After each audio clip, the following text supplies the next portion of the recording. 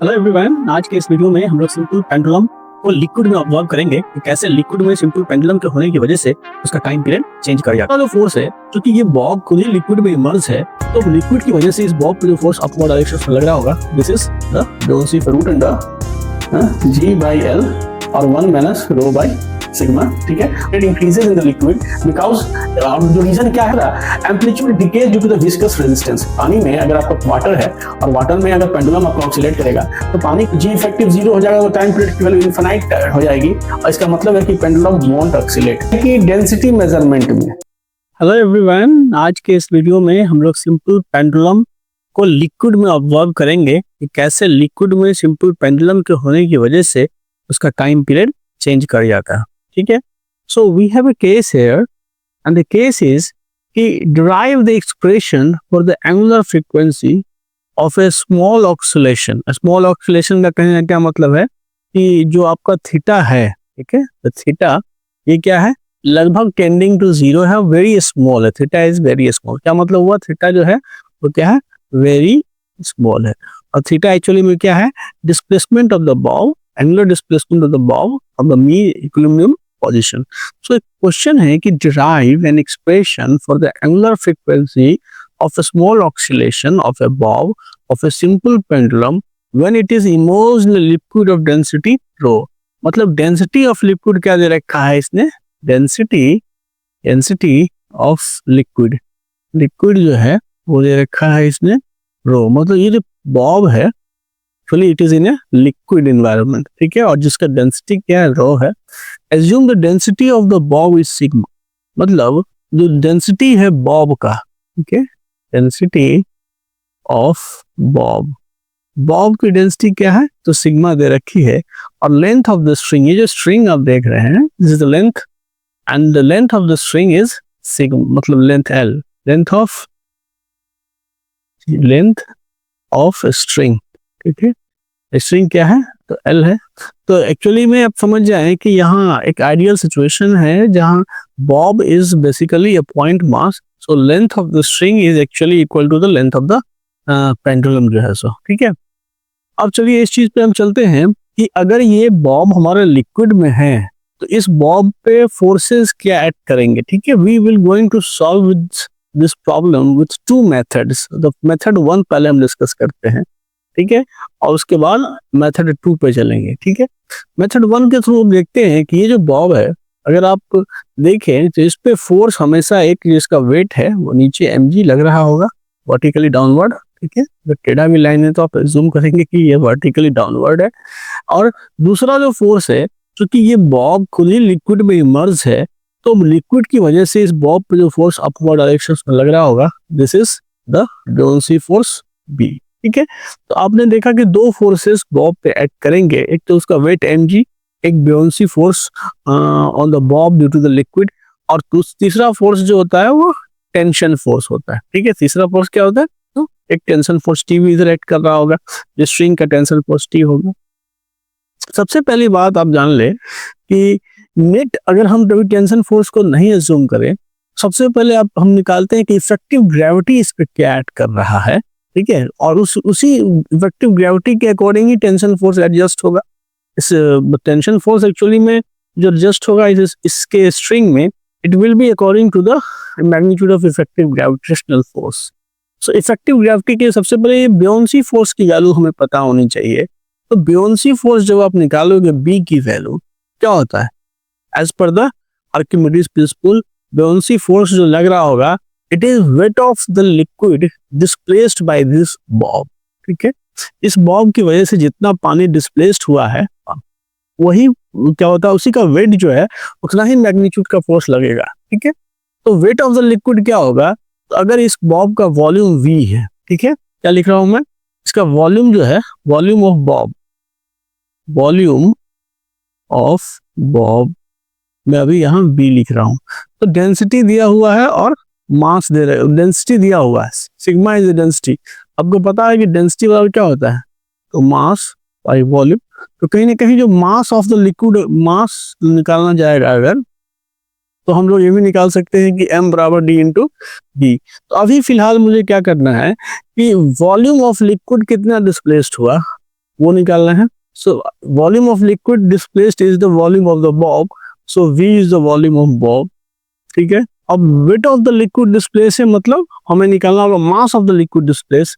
तो इसका मतलब क्या है कि ये तो हो गया volume of liquid displaced which is equal to the volume of the bob, and mass of the liquid displace मतलब क्या होगा, फिर इस वॉल्यूम को हम मल्टीप्लाई कर देंगे डेंसिटी ऑफ द लिक्विड रो से, ठीक है। तो this is the mass of liquid displace. ये क्या हो गया, ये हो गया mass of liquid displaced by Bob. अब क्योंकि मुझे पता करना है buoyancy force, and buoyancy force is the weight of the liquid displaced, that's why it should be multiplied by the gravitational force constant g.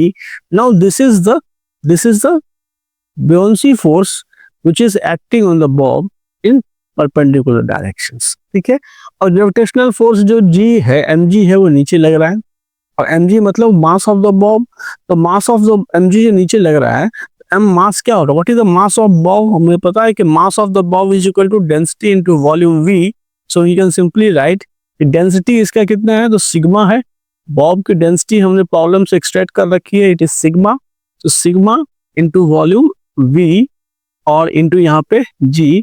So this is the mass of weight of the Bob का wait है। सो जो net जो force लग रहा है, अगर आप देखें नेट इफेक्टिव ग्रेविटेशनल फोर्स अगर आप लिखेंगे, क्या लिखेंगे, F net, net gravitational force अगर आप लिखेंगे, this is simply mg minus b।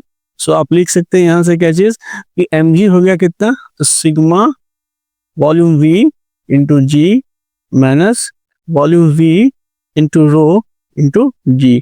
तो हमने क्या किया, वॉल्यूम और g को कॉमन ले लेते हैं, कॉमन फैक्टर है, this will be sigma minus रो, ठीक है। सो ये आ गया मेरा इफेक्टिव ग्रेविटेशनल फोर्स। मतलब ये जो हमारा बॉब है, और अगर ये लिक्विड में है, तो मैं ये कह सकता हूँ कि इस बॉब पे जो नेट ग्रेविटेशनल फोर्स लग रहा होगा, वो क्या होगा, तो v इंटू जी, यहाँ पे सिग्मा माइनस रो, यही फोर्स इसको वर्टिकली डाउनवर्ड लग रहा होगा। मैंने सारा मतलब नेट फोर्सेस जो अब एक्ट कर रहा है, पहले अगर ये पानी में नहीं होता ये पेंडुलम, हम कहते हैं कि इस पे mg फोर्स लग रहा है, मतलब v इंटू सिग्मा इंटू जी फोर्स लग रहा है। लेकिन चूंकि अब जो सिचुएशन है, मैंने क्या किया कि ये जो बुयांसी फोर्स के इफेक्ट को मैंने क्या किया, कंप्लीटली जो है सो एडजस्ट करके मैं कह रहा हूँ कि अब टोटल डाउनवर्ड फोर्स इस पे यही लग रहा है। तो पेंडुलम क्या होता है, पेंडुलम बॉब को जब ऑक्सीलेट करना होता है, it will oxalate like this. तो ये जो इस जी का जो फोर्स नेट लग रहा है, उसी का जो ये कंपोनेंट होता है, this component, it is acting as a restoring force. ये जो कंपोनेंट होगा, आप देखो यहाँ से कि ये कंपोनेंट यहाँ थीटा होगा, दिस कंपोनेंट विल बी इस फोर्स का साइन थीटा। तो फाइनली आप ये लिख सकते हो कि जो फोर्स लग रहा है रिस्टोरिंग फोर्स एफ आर क्या हो गया, तो माइनस, क्योंकि वो क्या है डिस्प्लेसमेंट थीटा के अपोजिट डायरेक्शन में है, तो इसलिए मैं नेगेटिव साइन यूज कर रहा हूँ, माइनस और इस फोर्स का साइन कंपोनेंट। तो ये जो कंपोनेंट होगा, ये कंपोनेंट कौन सा, इस फोर्स का, इस कंपोनेंट की हम बात करते हैं। तो ये थीटा है, तो ये 90 माइनस थीटा है, तो वी इतना force into cos 90 minus theta will be sine theta. F R हो जाएगा वी वॉल्यूम वी इंटू जी, यहाँ पे सिग्मा माइनस रो, यहाँ पे ये साइन ऑफ थीटा। ये हो गया नेट रिस्टोरिंग फोर्स। ये क्या हो गया, this is the net restoring force on the Bob, net restoring force on Bob पे जो नेट रिस्टोरिंग फोर्स है वो ये लग रहा है। तो अब आप अगर इस फोर्स का जब इससे जब आप एक्सेलरेशन निकालोगे, रिस्टोरिंग एक्सेलरेशन क्या होगा, तो a and this is equal to what, तो मास से डिवाइड हो जाएगा। और किसका एक्सेलरेशन निकालना है, बॉब का निकालना है, तो मैं क्या करूंगा यहाँ से, तो मास से इसको डिवाइड करूंगा। और मास क्या होता है बॉब का, डेंसिटी इंटू वॉल्यूम यू, मतलब मास ऑफ द बॉब क्या होगा, सिग्मा इंटू वी। तो मैं सीधे लिखूंगा माइनस वी इंटू जी, और यहाँ पे सिग्मा माइनस रो, ये साइन थीटा बाय यहाँ से कितना, तो sigma is the density of the bob and into volume we, ठीक है। तो आप देखो यहाँ से दो चीजें एज्यूम करने की है कि आपका जो तो ये एंगुलर डिस्प्लेसमेंट है वो थीटा की वैल्यू क्या है, टेंडिंग टू 0 है, and that's leads to sine theta is equal to what, theta. So अब देखो ये जो sine theta equal to theta आ गया, और फाइनली यहाँ से अगर आप देखो तो ये आप वॉल्यूम से वॉल्यूम यहाँ काट सकते हो, तो अल्टीमेटली जो आपको इक्वेशन आया एक्सेलरेशन का वो क्या आ गया, a is equal to minus of g, ठीक है, into sigma minus rho by sigma into theta. तो ये आ गया आपका फाइनल इक्वेशन जो है, ठीक है। This is the equation with which the bob is accelerated towards the mean position जो है। सो ये आ गया आपको फाइनल एक्सेलरेशन, ठीक है। अब यहाँ से देखोगे क्या चीज कि हम इसी इक्वेशन को a equal to minus g, मेरा इक्वेशन क्या है, a equal to minus g sigma minus rho by sigma, मेरे पास इक्वेशन का a is equal to minus g sigma minus rho by sigma into यहाँ पे थीटा, यही ना है। This is the restoring acceleration, ठीक है। अब मैं इस इक्वेशंस को कंपेयर करता हूँ स्टैंडर्ड इक्वेशंस ऑफ एसएसएम से, जो कि क्या है, a is equal to minus of omega square into x. ये जो इक्वेशन है आपका, ये क्या है, this is the standard equations of SHM. ये क्या है, स्टैंडर्ड इक्वेशन ऑफ एसएचएम है, स्टैंडर्ड इक्वेशन ऑफ एसएचएम है। और इसमें जो ओमेगा है वो क्या है, इस एसएचएम का एंगुलर फ्रीक्वेंसी है। तो जब इन दोनों इक्वेशंस को, इक्वेशन ए और बी, इन दोनों इक्वेशंस को जब तुम कंपेयर करोगे, when comparing the equations A and B, you will get omega square as minus of G into sigma minus rho by sigma, ठीक है। तो ये आ जाएगा आपको क्या चीज, तो ये आ जाएगा माइनस तो हट जाएगा, क्योंकि omega square is equal to this. अब आप देखें जरा सा, ये जो ओमेगा स्क्वायर है, तो सबसे पहले मैं इसको थोड़ा सा सिंप्लीफाई कर लेता हूँ, जी बराबर क्या हो जाएगा, 1 माइनस रो बाई सिग्मा आ गया। So omega is equal to root under of g into 1 minus rho by sigma. और इसलिए टाइम पीरियड जो ऑक्सीलेशन का होगा टी बराबर क्या हो जाएगा, 2 pi by omega, and this is equal to what, तो 2 pi by root under g, और ये हो जाएगा 1 minus rho by sigma. So this will be the time period of the oscillation of the pendulum in a liquid of density rho, ठीक है। तो आपने देखा कि टाइम पीरियड कैसे इम्पैक्ट कर रहा है, it will be some function of the density of the liquid, पे भी डिपेंड करेगा जो है। सो तो इसको, इसी सवाल को, now let's derive the time period of a simple pendulum while its bob is in liquid in case with the second method। हम लोग दूसरा मेथड से इसको सॉल्व कर रहे हैं। मेथड क्या है हमारा, सेकेंड मेथड है। और ये मेथड ये है कि हम ये समझते हैं कि सिंपल पेंडुलम का जो इक्विवेलेंट मतलब फोर्स कांस्टेंट होता है k equivalent, and this will be simply tension force T at the equilibrium condition बटा लेंथ ऑफ द पेंडुलम। मतलब इस कंडीशंस में जो लेंथ और टेंशन फोर्स जो इधर टी है इसके बराबर होता है, इसके रेशियो के बराबर होता है, ठीक है। और आपको पता है कि के इक्विवेलेंट बराबर क्या होता है, k equivalent is equal to m into omega square. So मैं इसी रिलेशन से ओमेगा की वैल्यू कैलकुलेट कर लूंगा। तो अब टेंशन फोर्स इक्विलिब्रियम कंडीशन में क्या होगा, जरा आप यहाँ देखेंगे कि यहाँ इस पे जो फोर्स लगेगा ना, इस पे एक फोर्स लगेगा, वेट mg, नीचे की ओर फोर्स लगेगा, ठीक है। The weight mg will act in downward direction and this is the weight mg, और दूसरा फोर्स जो बाउंसी फोर्स भी अपवर्ड डायरेक्शन पे लगेगा। तो आपको पता है कि इस बॉब का जो डेंसिटी है ना वो सिग्मा है, डेंसिटी ऑफ बॉब क्या है, ये है डेंसिटी ऑफ बॉब, ठीक है। डेंसिटी ऑफ बॉब क्या है, सिग्मा है। और रो क्या है, तो डेंसिटी ऑफ वाटर है, डेंसिटी ऑफ क्या है, तो वाटर रो है। और आपको ये भी दे रखा है कि volume of the Bob v है, ठीक है। v क्या है, तो वॉल्यूम ऑफ द बॉब है। तो यहां देखोगे इस सिचुएशंस में अगर आप बात करें तो tension force T plus B is equal to mg लिख सकते हैं, ठीक है। ये क्या है, एट इक्विलिब्रियम है, एट इक्विलिब्रियम, ठीक है, mg लिख सकते हैं। तो टेंशन फोर्स T की वैल्यू क्या आ जाएगी, mg माइनस ऑफ बी आ जाएगी। और m की वैल्यू क्या आ जाता है, तो मैंने सिंपल बताया है कि एक रिलेशन याद रखें, density is equal to mass बटा volume. So mass equal to density into volume. तो डेंसिटी क्या है बॉब का, सिग्मा है, तो sigma into volume v into g minus weight of the liquid displace. तो पहले तो मास बताओ लिक्विड का, तो मास कितना हो जाएगा, density of the liquid into volume of liquid displace, ये मास हो गया, इनटू जी से मल्टीप्लाई करो तो ये वेट आ गया। So finally you have v into g, यहाँ पे sigma minus rho, and this is the tension force T। So K equivalent की वैल्यू कितनी आ गई, K equivalent of tension force T by L, and this is v into g, यहाँ से sigma minus rho by length L।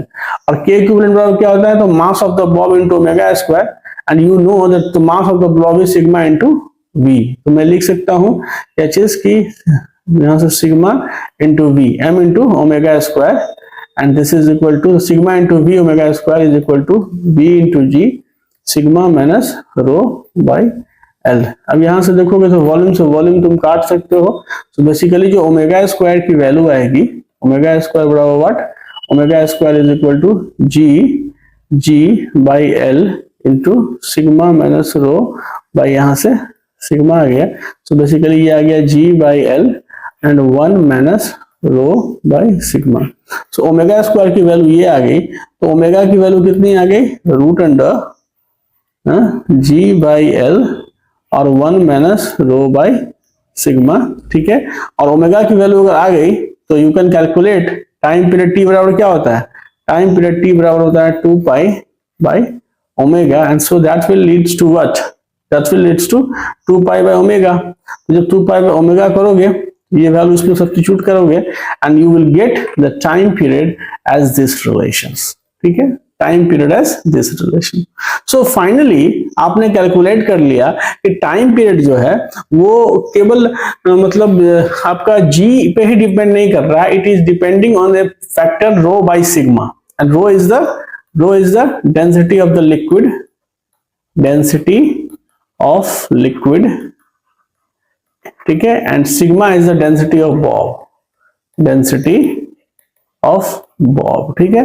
तो final conclusion क्या निकला हमारा कि time period increases in the liquid because the effective gravity is reduced by the buoyancy forces. आप देख रहे हैं कैचेस कि ये जो पैरामीटर है, पहले जो टाइम पीरियड था जब वो लिक्विड में नहीं था, तो इट वाज सिंपली टी बराबर 2 pi root under l by g, और अब क्या है, तो ये एक से छोटा क्वांटिटी है, मतलब अल्टीमेटली ये जो पार्ट है डिनोमिनेटर पार्ट वो घट रहा है, मतलब ये घट रहा है, इसका मतलब क्या हो गया कि ये तो रेशियो है, तो टाइम पीरियड क्या होगा, इंक्रीज हो रहा है। That's why it is telling कि time period increases in the liquid because, और जो रीजन क्या है, तो रीजन अगर आप देखें डायनेमिकली बताएंगे तो ये कहेंगे कि effective gravity is reduced due to the buoyancy force की वजह से इफेक्टिव ग्रेविटी घट रही है। दूसरा, amplitude decays due to the viscous resistance. पानी में अगर आपका वाटर है और वाटर में अगर पेंडुलम आपका ऑक्सीलेट करेगा, तो पानी का जो विस्कस रेजिस्टेंस होगा उसकी वजह से एम्पलीट्यूड हर ऑक्सीलेशन के बाद घटती जाएगी, अगर आप प्रैक्टिकल सिचुएशंस देखोगे तो जो है।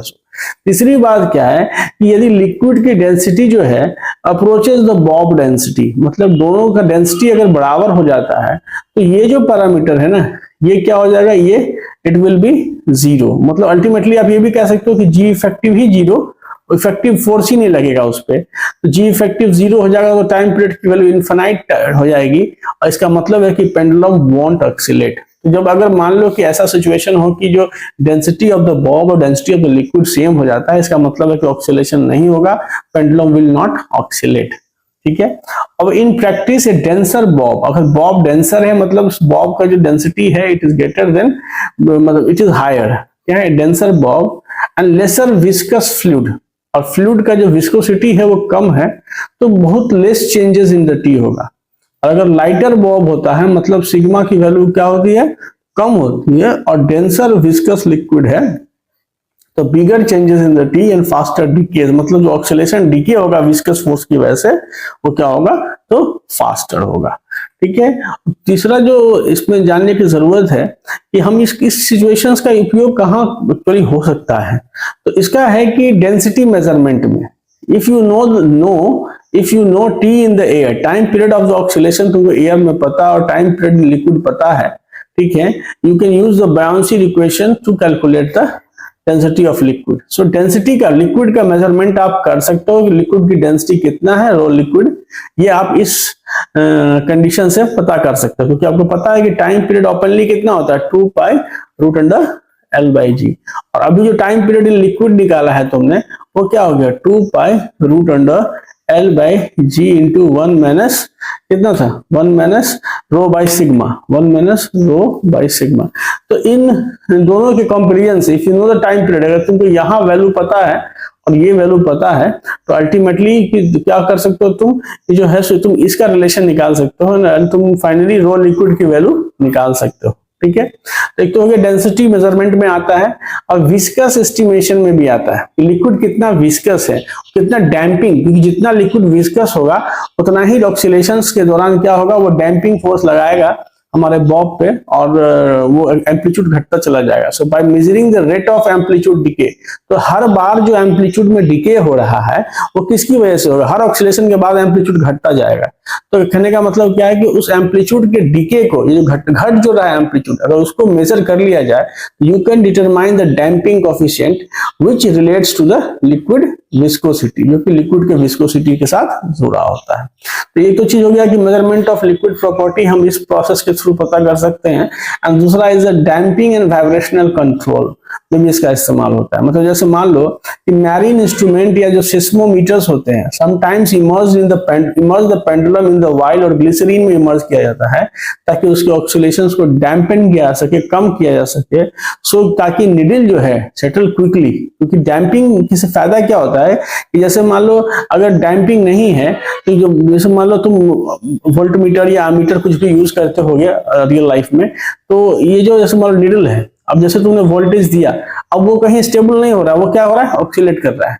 तो उसको ऑक्सीलेशन को कम मिनिमाइज करने के लिए हम लोग क्या करते हैं कि उस निडल के ऑक्सीलेशन को डैम्पिंग करते हैं, डैम्पन करते हैं, ताकि वो जल्दी किसी स्टेबल पोजीशंस पे आ जाए, ताकि तुम कुछ कंक्लूड कर पाओ कि हाँ कितना वोल्टेज है या कितना करंट है। तो ये चीज यही कह रहा है कि sometimes immerse the pendulum in a oil और a glycerine to dampen the oscillation, उसको ऑक्सीलेशन को कम करने के लिए, so the needle settles quickly instead of swinging widely, ताकि जो निडल है ना वो जल्दी सेटल हो जाए। और used in the clock pendulum in the ships, पहले यूज किया जाता था जहाजों में, to prevent the excess swinging from the motion of the vessels, vessels के मोशंस की वजह से जो निडल्स वगैरह एक्स्ट्रा ऑक्सीलेट करते थे अननेसेसरली, तो उसको डैम्पन करने के लिए भी इस सिचुएशंस को यूज किया जाता था। ये एक आपका यूटिलाइजेशन पार्ट था कि आखिर इसको यूज क्यों किया जाता है, कहाँ किया जा सकता है, और प्रॉब्लम कैसे बनेगा। आपको यही चीज कर देगा कि पेंडुलम का 2 कंडीशंस में टाइम पीरियड दे देगा और मुझे डेंसिटी ऑफ द लिक्विड निकालो,